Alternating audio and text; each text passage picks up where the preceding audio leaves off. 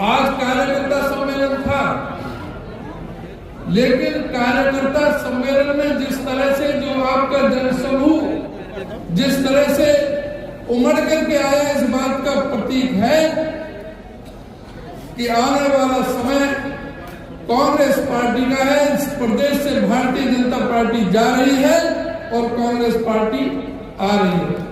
मैं आपसे यह अवश्य कहना चाहूंगा कि आज कार्यकर्ता सम्मेलन था, हमें ये सुनिश्चित करना पड़ेगा,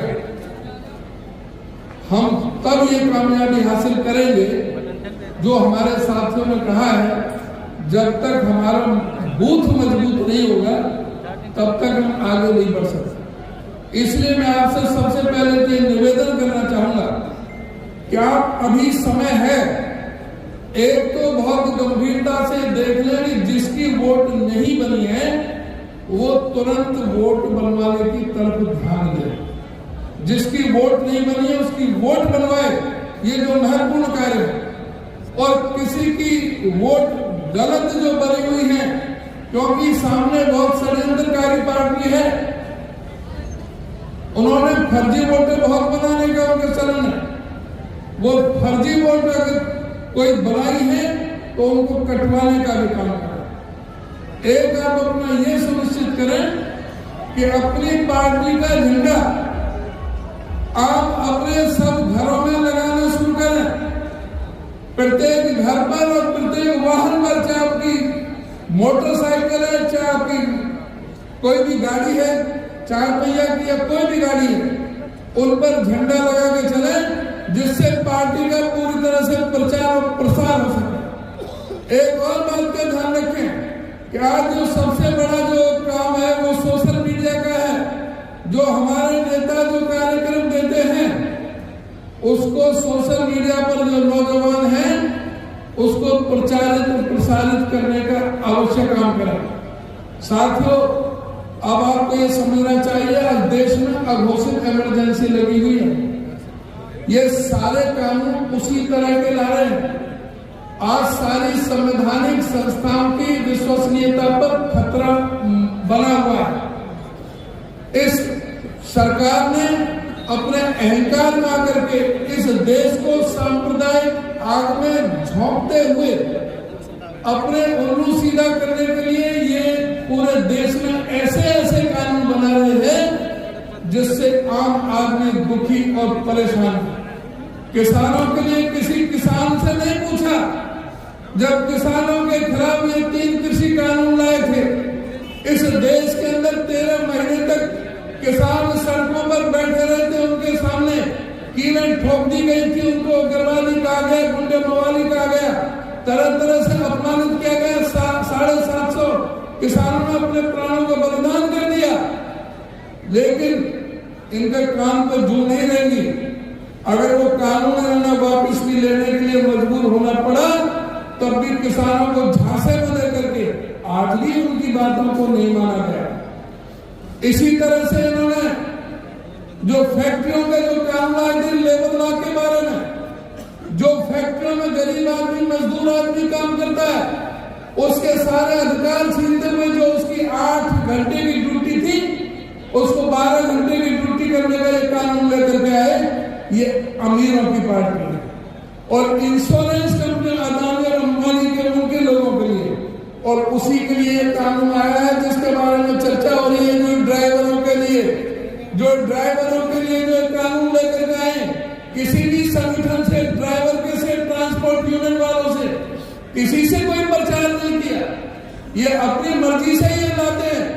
उसका किस तरह से होता है, किस तरह से ड्राइवरों के उनके बच्चों में उसकी तरफ नहीं देखा कि 10-10, 12-12 हजार की नौकरी करते हैं। उनसे कोई एक्सीडेंट हो गया, कोई मारने के लिए कोई एक्सीडेंट करता है। अगर कोई एक्सीडेंट हो गया तो उसको 10 साल की सजा और 7 लाख रुपए जुर्माना। जो 10,000 की, 12,000 की, 15,000 की नौकरी करने वाला अगर 7 लाख रुपए होते तो अपना काम नहीं करता, अपने व्यापार नहीं करता, वो क्या ड्राइवर ही करता। उनके किस तरह से उनके साथ में ये सरकार किस तरह का जो बर्ताव करने में लगे हुए। आज ड्राइवर भी 80 लाख ट्रक हैं, अंदर 4-5 करोड़ लोगों पर असर डाल सकते हैं, लेकिन कोई भी इस चीज की तरफ ध्यान नहीं दे रहा। ये इस तरह के कानून लेकर आ रहे हैं। और बताऊं आपको कानून जो ये ला रहे हैं, जो मोबाइल है आपके रखोगे, जब भी जो वो चाहेंगे आपकी बात को सुन सकते हैं। आप जो कह रहे हो, जो बात कर रहे हो, आपके व्हाट्सएप कॉल को भी सुन सकते हैं। ये जो अभिव्यक्ति की जो आजादी है उसको खत्म करने में ये सरकार लगी हुई है, उसका भी एक लेकर के आ रहे हैं। और पुलिस कानून का भी जैसे बता रहे, पुलिस कानून अब बिना किसी इजाजत के पुलिस जो है, जो 90 दिन का था उसको 180 दिन कर दिया चार्जशीट का, बगैर किसी पूछे। ये महीनों तक किसी भी आदमी को अपनी हिरासत में रख सकते हैं। पुलिस कानून में भी ये तब्दीली ला रहे हैं और पुलिस के जरिए ये इस देश में तानाशाही का राज चल रहा है। इस तानाशाही के राज से आपको सचेत रहने की जरूरत है। और विकास की जो बात है, मैं अभी बताया भी, आफ्ताब अहमद ने किस तरह से मेवात के अंदर हुड्डा साहब ने विकास कराया, चाहे वो IMD का हो, चाहे शहीद हसन मेवाती मेडिकल कॉलेज का हो, चाहे सारे जो सड़कों का जो जाल हुआ, ये सारी जो सड़कें जो बनाई थी हुड्डा साहब ने, चाहे लू से होटल वाली हो, चाहे फिरोजपुर सरकार से होटल की हो, चाहे ये जो अलवर की जो सड़क है, और चाहे ये भी जो CP जोशी थे जब केंद्रीय सड़क परिवहन मंत्री, जब ये दिल्ली बड़ौदा वाली की जो नींवें सोना जो गुड़गांव में रखी गई थी, ये सड़कों का जो जाल है ये हुड्डा साहब ने बिछाया। IIT और मेडिकल कॉलेज यहाँ पर दिए, इस सरकार ने क्या दिया? ये तो मरम्मत भी नहीं करा सकते। आज चल के देखो सड़कों में क्या हाल है। आप भोगल वाली सड़क पर निकल जाओ, उधर से सड़क पर किसी पर निकल जाओ, इस सड़क पर निकल जाओ, मेन सड़क पे सारी सड़कों का क्या हाल है। आप ये तो सड़कों की मरम्मत भी नहीं करवा सके जो हुड्डा साहब ने बनाई थी। मैं और आपसे पूछना चाहता हूँ, हुड्डा साहब ने 81.5 किलोमीटर की मेट्रो लाइन बिछाई, दिल्ली से बल्लभगढ़, दिल्ली से गुड़गांव, दिल्ली से बहादुरगढ़। क्या इन्होंने एक भी पिलर पे मेट्रो का बनाया? हुड्डा साहब ने 4 बड़े बिजली के 5400 मेगावाट के बिजली के कारखाने लगाने का काम किया था, 43,000 करोड़ रुपए खर्च करके। क्या इन्होंने एक भी यूनिट का बिजली का कोई कारखाना लगाने का काम किया? हुड्डा साहब ने 12 यूनिवर्सिटियां बनाने का काम किया, इन्होंने एक भी यूनिवर्सिटी बनाई, कोई मेडिकल कॉलेज को बनाया? इन्होंने विकास का कोई काम किया? फिर कर्जा कैसे बढ़ गया जब इनको सरकार सौंपी थी? हरियाणा 1 नवंबर 1966 को बना, 2014 में जब इनको सत्ता सौंपी थी, जब हरियाणा में कर्जा 70,000 करोड़ का था, जो आज कर्जा 4 लाख करोड़ को पार कर गया।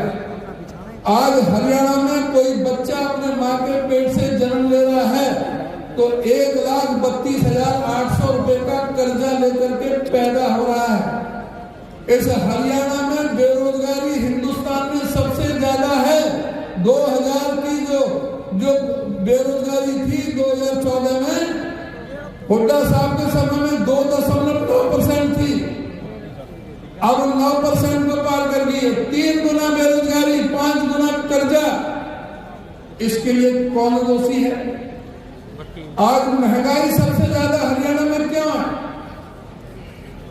आज हरियाणा महंगाई में सबसे ज्यादा, बेरोजगारी में सबसे ज्यादा, कर्जे में पूरी तरह से सरकार को बांध दिया। इसके कारण क्या है?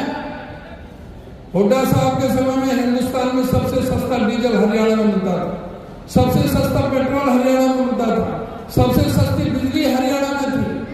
हुड्डा साहब ने 1600 करोड़ के बिजली के बिल माफ एक कलम से करने का काम किया था। हुड्डा साहब ने 2200 करोड़ रुपए का सहकारी कर्जा माफ करने का काम किया था। हुड्डा साहब ने 9% जो ब्याज पे मिलता था कोऑपरेटिव कर्जा, उसको 0% पर करने का काम किया था। इन्होंने क्या किया? सवाल लोगों को लड़ाने के, आपस में नफरत पैदा करने के, हिंदू और मुसलमान के। ये मेवात की धरती जो हिंदू मुस्लिम एकता की जो प्रतीक मानी जाती है, जो कभी मुगलों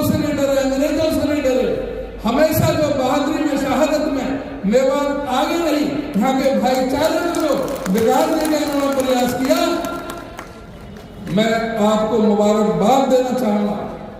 जो एक बहुत बड़ी साजिश थी, हरियाणा में नहीं बल्कि पूरे देश में आग लगाने की, उस साजिश को मेवात के लोगों ने समझा, उसको बेनकाब कर दिया। हमारे इलाके के लोगों ने समझा, इनकी साजिश को बेनकाब कर दिया। नहीं तो हमारे भाईचारे को बिगाड़ने का इनका कुछ प्रयास था। इस सरकार को उखाड़ फेंकने के लिए आप सबको बहुत मेहनत की जरूरत है। ये बहुत ही इस तरह के लोग हैं, इनका कामों के नाम से वोट नहीं है, अपने काम से नहीं मांगेंगे वोट। ये नहीं मांगेंगे जो 15 लाख की मैंने कही थी कि 15 लाख सबके जमा देंगे, कब आएंगे। इन्होंने कहा था कि किसान की आमदनी 2022 तक दुगनी हो जाएगी। इन्होंने कहा था कि एमएसपी की जो दाम है C2+50 स्वामीनाथन रिपोर्ट लागू करेंगे। इन्होंने कहा था कि गरीब के सिर पर कोई असर नहीं रहेगा जिस पर सिर पर छत ना हो। हमारे हरियाणा में भी 1,38,200 मकान मंजूर हुए थे। 495 करोड़ की किस्त भी आ गई थी जो खट्टर सरकार ने वापस कर दी।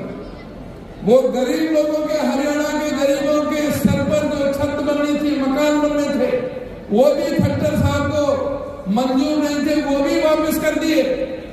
ये जरूर पूछे भारतीय जनता पार्टी खट्टर के जो ये लोग जो आते हैं, इनसे पूछोगे बताओ ये 9.5 लाख गरीबों के राशन कार्ड काटने का क्या कारण है। परिवार पहचान पत्र को हथियार बना करके 9.5 लाख गरीबों के राशन कार्ड काट दिए। 4.25 लाख बुजुर्गों की पेंशन काटने का महापाप सरकार ने किया है। स्कूल सारे बंद करने में लग रहे हैं। 498 स्कूल बंद कर दिए, 48 स्कूल मर्ज कर दिए। अध्यापकों के पद उनको मर्ज कर रहे हैं, कम कर रहे हैं, और उसके बावजूद भी 25,192 पद खाली है। हुड्डा साहब ने तो मेवात के लिए अलग कैडर खोल दिया था, अलग कैडर खोल दिया था यहाँ पर अध्यापकों के लिए। इन्होंने वो सारे इन सरकारी स्कूलों में किनके बच्चे पढ़ते हैं? इस प्रदेश के दलित, पीड़ित, शोषित, उपेक्षित, सर्वहारा वर्ग के, किसान के, मजदूर के, गरीब के, वंचित समाज के वो बच्चे स्कूल में पढ़ने जाते हैं जिनके माँ बाप अपने बच्चों को पढ़ाने की क्षमता नहीं रखते हैं प्राइवेट स्कूल में। मजबूरी में उनको सरकारी स्कूलों में भेजना पड़ता है, और सरकारी स्कूलों की हालत कर दी है कि वहां पर कोई भी अध्यापकों की व्यवस्था नहीं, कोई इंफ्रास्ट्रक्चर नहीं। 538 स्कूल ऐसे हैं जहां पर लड़कियों के लिए टॉयलेट नहीं है। 1047 स्कूल ऐसे हैं जहां लड़कों के लिए भी टॉयलेट नहीं है। 321 स्कूल ऐसे हैं जहां पर 4 दीवार तक नहीं है। 131 स्कूल ऐसे हैं जहां पर बिजली की व्यवस्था नहीं है। 8,240 स्कूल ऐसे स्कूलों के कमरों की जरूरत है। फिर भी 10,676 करोड़ का बजट, शिक्षा का बजट वापस कर दिया, सरेंडर कर दिया।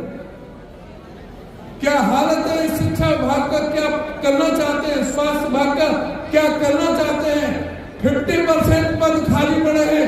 आपके मेडिकल कॉलेज में भी आधे डॉक्टरों की जगह खाली पड़ी। सभी जो पैरामिलिट्री डॉक्टर और दूसरे जो हैं स्टाफ जो है, सबके आधी जगह खाली पड़ी। सभी कोई भी मेडिकल कॉलेज पीजीआई तक में नहीं है। सभी मेडिकल कॉलेजों में, अस्पतालों का यह हाल है। न शिक्षा है, न स्वास्थ्य है। पूरी तरह से सरकार ने हालत खराब करके रख दी। इस सरकार को उखाड़ फेंकने के लिए आपका सहयोग, समर्थन और आशीर्वाद चाहिए। हमारी पार्टी जो आगे करने जा रही है उसके बारे में हुड्डा साहब आपको विस्तार के साथ बताएंगे। हम सरकार में आए, आपने हम सत्ता में लाए, तो हम आपके लिए क्या करेंगे ये हुड्डा साहब आगे आपको बताएंगे। आपने मेरी बात सुनी, इसके लिए आप सबका बहुत बहुत धन्यवाद। भरोसे का YouTube चैनल और सच्ची खबरें देखने के लिए हमारे खबर हक टीवी को सब्सक्राइब, लाइक और शेयर जरूर करें। और हाँ, सबसे पहले खबरें पाने के लिए बेल आइकन दबाना बिल्कुल भी ना भूलें।